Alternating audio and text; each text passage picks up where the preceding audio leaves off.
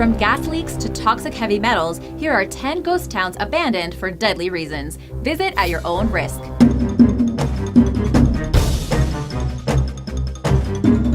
Number 10. Love Canal, USA. In the late 19th century, Love Canal was proposed as a planned community, a utopian metropolis. But the developer only got as far as digging a large pit before giving up, due to the lack of people who actually wanted to live there. In 1920, Niagara Falls bought the pit and used it as a chemical dump, far from what the developer was picturing when he came up with the name Love Canal. The U.S. Army disposed of waste from chemical warfare experiments in Love Canal's pit too. Hooker Chemical acquired the property in 1947 and continued chemical disposal. By the 1950s, it was filled with 21,000 tons of toxic waste.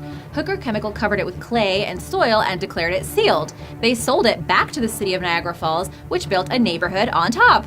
Residents noticed strange smells and odd illnesses, as well as a shockingly high rate of miscarriages and birth defects. It wasn't until 1978 that the extent of the area's toxicity was revealed when an investigation by the local newspaper led to federal attention. Tests showed inhabitants of Love Canal had chromosomal damage caused by environmental pollution. Over 1,000 families were relocated, and the Superfund program was born. Number 9. Bento Rodrigues, Brazil. Bento Rodrigues was a town located near an iron ore mine. The mine dumped its waste into a nearby lake, but a dam protected the village from the poisonous water.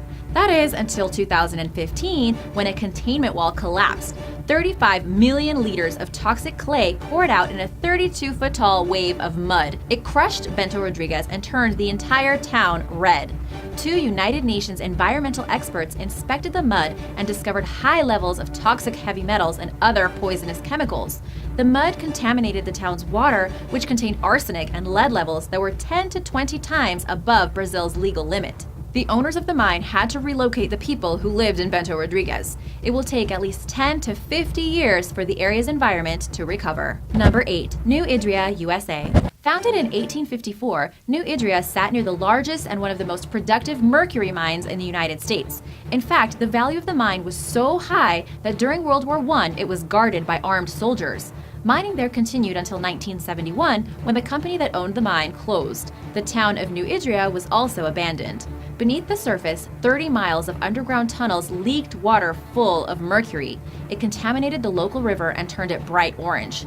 Not just mercury either, aluminum, iron, and nickel, making it as corrosive as battery acid. From the local river, the polluted water contaminated nearby streams and harmed local wildlife.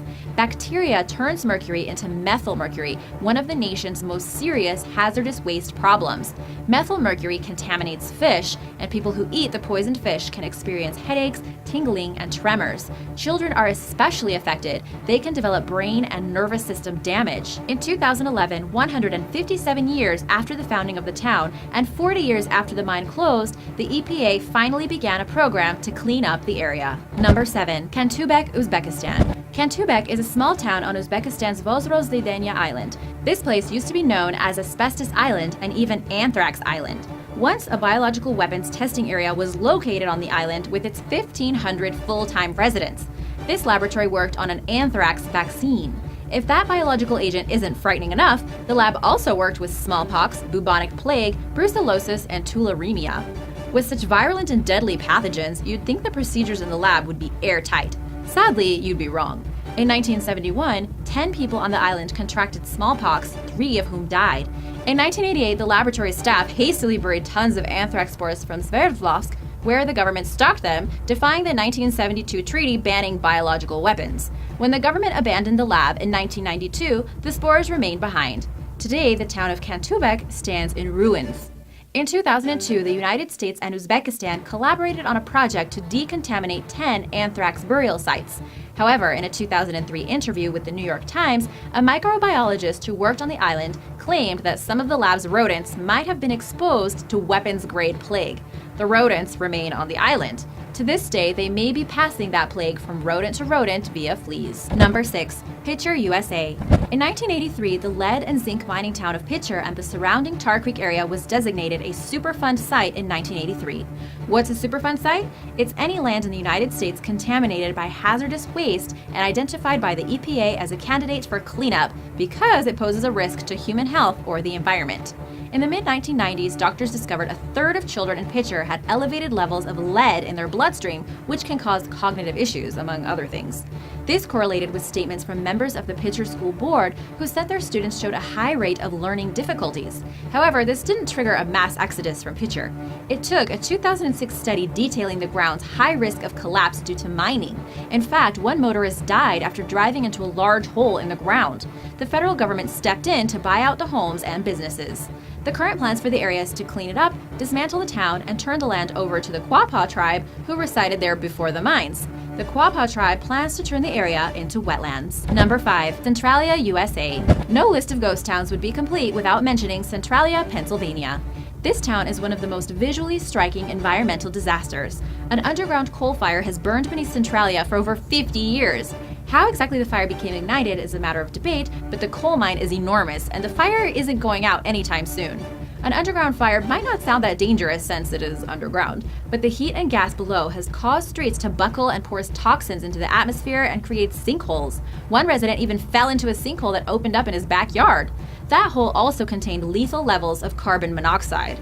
Most of the residents accepted buyouts, though a few holdouts still remain. UFO seekers, graffiti enthusiasts, and urban explorers all go to visit Centralia. The fire is estimated to burn for another 250 years, so you have plenty of time to visit. For more information, be sure to check out my video on Centralia. Number 4. Chiamana, Romania.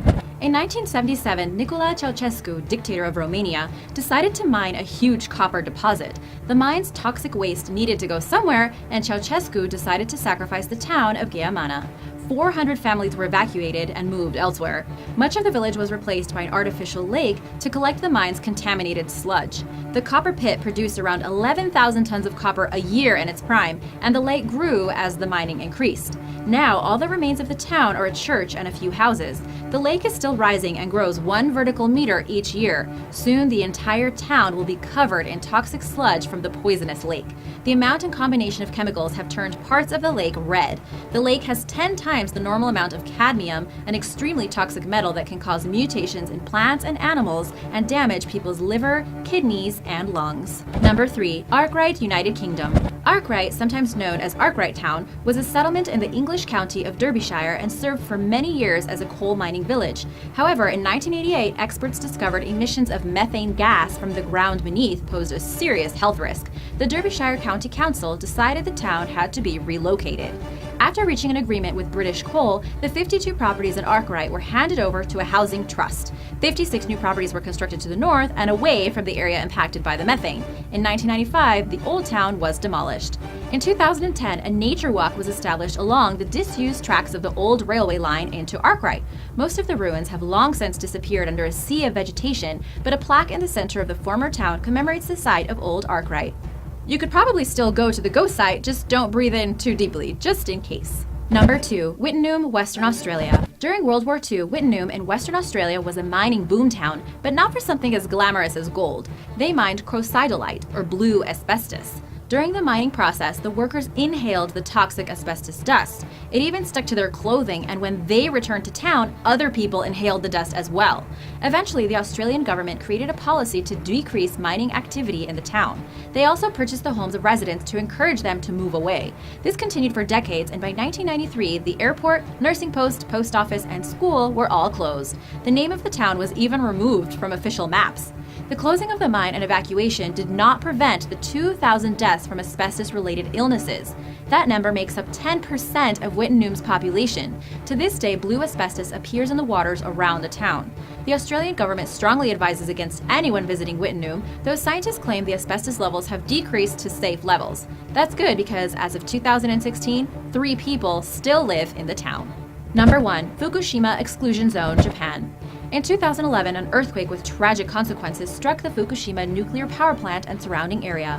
After the earthquake, the government forced the evacuation of nearby towns. One of those towns, Namiemachi, remains a ghost town because it falls within the 12-mile exclusion zone. Some are calling the exclusion zone Japan's Chernobyl, and the empty homes and businesses create an eerie modern ghost town.